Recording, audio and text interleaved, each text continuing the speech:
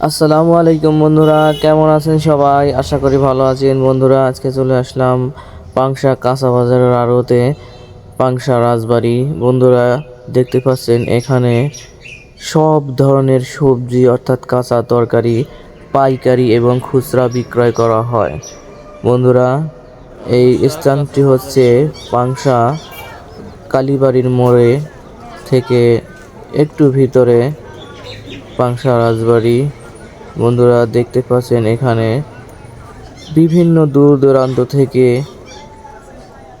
কৃষকরা তাদের সবজিগুলো বিক্রি করার জন্য নিয়ে আসে এবং পাইকারি ব্যাপারীরা যারা আছেন ওনারা সবজি কিনে নিয়ে বিভিন্ন এলাকার আশেপাশের বাজারে তারা খুচরা বিক্রি করে। এখানেও অনেকেই খুচরা বিক্রি করে। বন্ধুরা, দেখতে পাচ্ছেন